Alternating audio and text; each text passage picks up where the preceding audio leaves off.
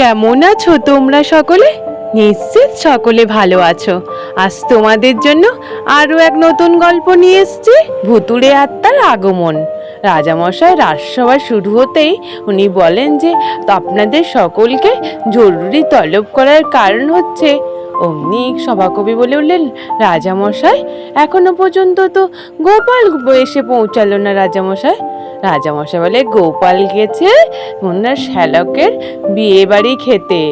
এই শুনে সভাকবি বলে, তাই? গোপালের তো যখন খুশি তখন বিয়ে বাড়ির নেমন্তন্ন থাকছে। তোমরা সকলে ওইসব কথা বাদ দাও। যে কারণে তোমাদের আমি তাড়াতাড়ি করে ডেকে পাঠালাম সেটা হচ্ছে, সামনে তো কালী পুজো চলে এলো। এবার কালী পুজোতে ধুমধাম করে ভাবছি অনুষ্ঠান করব। অমনি মন্ত্রীমশাই বলে, রাজামশাই তাহলে কালী পুজো তাহলে এবারে খুব ভালোভাবে হবে তো? রাজামশাই বলে, হ্যাঁ হ্যাঁ, খুব ভালোভাবেই করব। সঙ্গে ভেবেছি সব প্রজাদেরকে ভোগ খাওয়াবো বলে কালী পুজোর দিন। এই শুনে মন্ত্রীমশাই বলে, রাজামশাই ভোগ খাওয়ানোর মতো কি আপনার খরচাপাতিগুলোর কথা চিন্তা করেছেন? রাজামশাই বলে, হ্যাঁ হ্যাঁ, গোপালের কথা মতো আমি অনেক মোহর জমা করে রেখে দিয়েছি আলাদা করে। মন্ত্রীমশাই বলে, রাজামশাই আমি মন্ত্রী হয়ে জানতে পারলাম না আপনি আলাদা করে মোহর তুলে রেখেছেন। রাজামশাই বলে, ও তো তুমি জানতে পারলে কবেই শেষ করে দিতে, তাই তো তোমায় জানাইনি। এই কথা শুনে সভাকবি বলে, হ্যাঁ হ্যাঁ ঠিক বলেছেন রাজামশাই। অমনি মন্ত্রীমশাই যদি জানতে পারতো তাহলে একটাও মোহর থাকতো না। এই কথা শুনে মন্ত্রীমশাই বলে, সভাকবি একদম তুমি বাজে কথা বলবে না আমার নিয়ে। রাজামশাই বলে, আচ্ছা আচ্ছা, তোমরা সকলে তোমাদের মধ্যে ঝামেলা ছাড়ো। এবার তোমাদের সকলকে তো এক এক করে দায়িত্ব নিতে হবে। পণ্ডিত, তোমাকে তো পুজোর দায়িত্বটা পুরোপুরি নিতে হবে। রাজপণ্ডিত বলে, হ্যাঁ হ্যাঁ রাজামশাই, আমি পুরোপুরি পুজোর দায়িত্ব নেব, এ নিয়ে চিন্তা করতে হবে না। তারপর রাজামশাই বলে, সেনাপতি তুমি ভোগ খাওয়ানোর দায়িত্বটা নেবে, আর সঙ্গে বৈদ্যমশাই আপনি প্যান্ডেলের সমস্ত দেখাশোনা করবেন। সকলকে এইরূপ করে ভাগ করে দেয়। তারপর মন্ত্রীমশাই বলে, রাজামশাই তাহলে আমি কি করব? অমনি রাজামশাই বলে, মন্ত্রী তুমি নিজে নিজে নিজেকেই পরিদর্শন করবে। এই কথা শুনে মন্ত্রীমশাই বলে, রাজামশাই আপনি আমাকে এইরূপ করে টিটকিরি করে কথা বললেন। রাজামশাই বলে, না না, তা তুমি আমি সকলে মিলে পরিদর্শন করব, কাজ কেমন কি হচ্ছে, কতটা কি এগোচ্ছে এগুলো লক্ষ্য করব। এইরূপ বলে রাজসভা তারপর শেষ হয়ে যায়। ওদিকে গোপাল শ্যালকের বিয়ে বাড়িতে বসে বসে ভোজ খাচ্ছেন। তারপর চেয়ে চেয়ে অমনি মাংস নিচ্ছেন। ও শেষ পর্যন্ত যিনি মাংস দিচ্ছিলেন উনাকে বললেন, আপনি পুরো মাংসের বালতিটাই বসিয়ে দিয়ে যান, বারবার দিতে গেলে তো আপনার হাতটা তো ব্যথা হয়ে যাবে। এই কথা শুনে অমনি গোপালের গিন্নি বলে, এ কি গো, তুমি এইরূপ করে মাংস নিয়ে এত খাচ্ছ, একদমই খাবে না এত মাংস। গোপাল বলে, গিন্নি তুমি চুপ করবে, আমাকে একটু শান্তি করে খেতে দাও দেখিনি, খাওয়ার সময় আর ঘুমানোর সময় একদম জ্বালাতন করবে না। গোপালের শাশুড়ি বলে, এই বাধা দিস না, জামাই আমার খেতে খুব ভালোবাসে তো, একদমই বাধা দিস না রে, খাক খাক শান্তি মনে খা। গোপাল বলে, এই দেখলে তো, শাশুড়ি মানে মায়ের সমান, মায়ের আজ্ঞা হয়ে গেছে মানে আমি এখন মন ভরে খাবো। শ্যালক বলে, হ্যাঁ হ্যাঁ জামাইবাবু, খাও খাও, মন শান্তি করে খাও। গোপাল বলে, আর যদি থাকতাম তাহলে খাওয়ার কাকে বলে আমি দেখিয়ে দিতাম। শ্যালক বলে, কেন জামাইবাবু আপনি থাকবেন না? অমনি গোপাল বলে, না না, হয়তো রাজবাড়িতে কালী পুজো আছে তো আমরা আজকেই চলে যাব। গোপালের গিন্নি বলে, তুই তোর নতুন বউকে নিয়ে আসিস কিন্তু, হ্যাঁ পুজোতে সঙ্গে পুরো ভাইফোঁটা কাটিয়ে যাস কেমন? অমনি শ্যালক বলে, হ্যাঁ হ্যাঁ দিদি যাব, এখন তো জামাইবাবু ভালো করে খা। তারপর গোপাল একদম মস্তি করে ভালো মন্দ খেতে থাকে। ওই দিন রাত্রিবেলা মন্ত্রীমশাই ওদিকে চিন্তা করতে থাকে।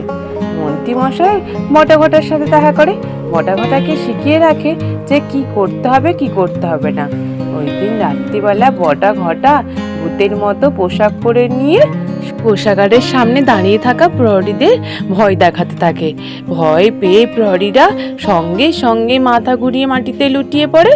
আর ওই সুযোগে বটা ঘটা গিয়ে কোষাগারের চাবি বের করে নিয়ে সঙ্গে সঙ্গে সমস্ত মোহর বের করে নিয়ে চলে যায়। আর ওদিকে গোপাল শ্বশুরবাড়ি থেকে গরুর গাড়ি করে ফিরছিলেন। রাত্রি হয়ে যায়। ফেরার পথে অমনি হঠাৎ গোপাল দেখে রাজবাড়ির পেছনে কেউ যেন কোদাল দিয়ে মাটি কুপোচ্ছে। বলে, গিন্নি, আমি একবার দেখি তো ওই রাজবাড়ির পেছনে কোদাল দিয়ে কে মাটি কুপোচ্ছে। উনি গোপালের গিন্নি বলে, না না, একদম তুমি নামবে না, যেমন যাচ্ছ তেমন করে আমরা বাড়ি যাই, চলো। তারপর গোপালকে না নামতে দিয়ে বাড়ি চলে যায়। পরের দিন সকাল হতেই রাজামশাই বাগানের মধ্যে ঘোরাফেরা করছিলেন। হঠাৎ প্রহরী এসে ছুটতে ছুটতে বলে, রাজামশাই, রাজামশাই, সমস্ত কিছু চুরি হয়ে গেছে কোষাগার থেকে। রাজামশাই বলে, তাই নাকি? এই কি কথা, চলো চলো প্রহরী দেখি। তারপর যখন গিয়ে দেখে দুজন প্রহরী মাটিতে লুটিয়ে পড়েছে। কোষাগারের সমস্ত টাকা পয়সা, মোহর, সমস্ত কিছু চুরি হয়ে গেছে। রাজামশাই তখন বলে, হায় হায় রে, কি হবে এখন? আমি যে কালী পুজোর জন্য সমস্ত কিছু মোহর আর টাকা পয়সা রেখেছিলাম, এ কি হলো সর্বনাশ আমার। তারপর রাজামশাই প্রহরীকে বলে, যাও যাও, তাড়াতাড়ি করে ওদের চোখে মুখে জল দাও, সঙ্গে সমস্ত রাজসভার সদস্যদেরকে, এমনকি গোপালকেও ডেকে নিয়ে আসো। তারপর ওই প্রহরীদের চোখে মুখে জল দিতে। তারপর ওরা বলতে থাকে, রাজামশাই, এতদিন আমরা কোষাগারে পাহারা দিয়েছি, কিন্তু এমন ঘটনা কোনোদিন আগেও ঘটেনি। হঠাৎ করে কালকে রাতে দুটো ভূত এসে আমাদের ভয় দেখায়, তারপর আমরা নিজেরাই জানি না তারপর কি হয়েছে। রাজামশাই বলে, ভূত এসে চুরি করে নিয়ে গেল? পরের দিন রাজসভা শুরু হতেই রাজামশাই সকলকে জানায় যে কালকে রাতে এইরূপ কোষাগার সমস্ত কিছু ধন সম্পত্তি, মোহর, সমস্ত কিছু চুরি হয়ে গেছে, তাও কিনা ভূত এসে চুরি করেছে।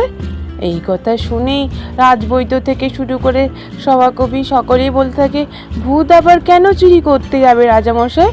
ভূত আবার চুরি করে কি করবে তা মোহর টাকা পয়সা নিয়ে? এদিকে মন্ত্রীমশাই বলে, ভূত চুরি করতেই পারে। এদিকে গোপালও এসে উপস্থিত। তারপর গোপাল আর বিজ্ঞানী বলে, ভূত বলে তো কোনো জিনিস নেই, ভূতই বা কেন চুরি করতে আসবে? আর ভূত বলে কিছু থাকলে তো তবে চুরি করতে আসবে না। বিজ্ঞানী মশাইও তাই বলে, ভূত বলে তো কোনো জিনিসই নেই রাজামশাই।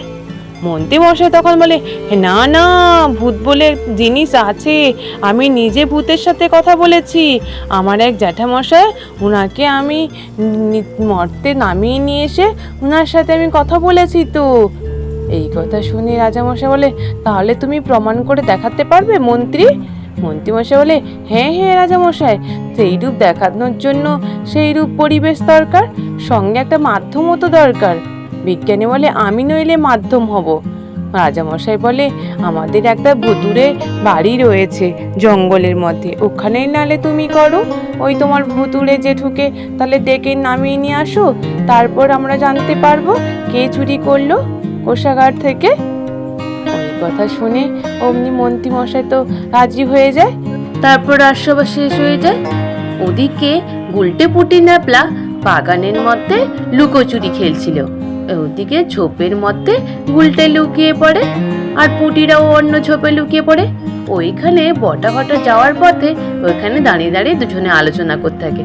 ওরা বলে, দেখলি আমাদের কেমন মন্ত্রীমশাই ঝুলিয়ে রাখলো, আমাদেরকে মোহর দেবে বলে দিলই না। বল, মন্ত্রীমশাইয়ের কথায় আমরা গিয়ে রাজকোষ থেকে এত মোহর চুরি করে নিয়ে এলাম ভূত সেজে, কিছুই আমাদের দিল না ভাগ। তারপর আবার রাজকোষের পিছনে আবার কোদাল দিয়ে কুপিয়ে গর্ত করে সমস্ত মোহর লুকিয়ে রাখলাম, কিন্তু আমাদের যে মোহরগুলো রাজামশাই দেবেন বললেন কিছুই তো দিল না। বল, এখন বলে কালী পুজোর পরে দেবে, কবে যে দেবে কি জানি। চল না হলে এখন কি বলছে শুনে আসি। বলে, আবার যাবি? মন্ত্রীমশাই তো আবার আমাদের এরকম করে খাটিয়ে নেবে, কিন্তু কিছুই দেবে না। ঘটা বলে, চল এবারে নগদ পয়সা নেব, তারপর নইলে আবার কাজ করব। এদিকে গুলটে লুকিয়ে লুকিয়ে ঝোপের থেকে সব কিছু শুনে নেয়। তারপর গোপালের কাছে গিয়ে গুলটে পুটি ন্যাপলা সব খুলে বলে। গোপাল বলে, তাই না কি রে, এমন কাজ বটা ঘটাই করছে? তাহলে শোন, তোদেরকে একটা কাজ করতে হবে, তোরা যেন মনে রাখিস কাজ কি করতে হবে না করতে হবে। ওদেরকে শিখিয়ে দেয়। তারপর ভোলা ময়রার সাথে দেখা করে, ভোলা ময়রাকে ওদের শিখিয়ে দেয় সব কিছুটা। তারপর মন্ত্রীমশাই বাড়িতে গিয়ে তারপর আবার বটা ঘটার সাথে দেখা করে, ওদেরকে আবার শিখিয়ে রাখে কি করতে হবে আর কি করতে হবে না। তারপর মন্ত্রীমশাই গিয়ে ওই ভাঙা পোড়া বাড়ির ভিতরে ভুতুড়ে আত্মাকে ডাকতে থাকে। সামনে বিজ্ঞানী মশাইকে বসিয়ে নেয়। রাজসভার সকল সদস্যরা তাকিয়ে দেখতে থাকে। তারপর মন্ত্রীমশাই জ্যাঠামশাইকে ডাকতে থাকে, ওং চুং চাং ভুং ভাং ভট, জ্যাঠামশাইয়ের আগমন হোক মর্তে। তারপর মন্ত্রীমশাই মনে মনে ভাবে, এই বটা ঘটাগুলো নাকের সুরে এবার আওয়াজ দিচ্ছে না কেন? এবার বিজ্ঞানের শরীরে প্রবেশ করুক জ্যাঠামশাই, বিজ্ঞানীর মুখ দিয়ে বলুক রাজকোষ থেকে কে চুরি করেছে। ওদিকে গোপাল আগের থেকে প্রহরীদের বলে রাখে, বটা ঘটা যখনই জানলার মুখের কাছে আসবে ওদের মাথায় বাড়ি মারতে। আর অমনি বটা ঘটা আওয়াজ করার আগেই অমনি প্রহরীরা এসেই বটা ঘটার মাথায় মারে। তারপর ওদের দুটোকে বেঁধে বসিয়ে দেয়। আর গুলটে পুটি ন্যাপলাদেরকে শিখিয়ে রাখে ধোঁয়া ছাড়তে। ওরা তখন ধোঁয়া করে দেয়, চারিদিকটা ধোঁয়াময় হয়ে যায়।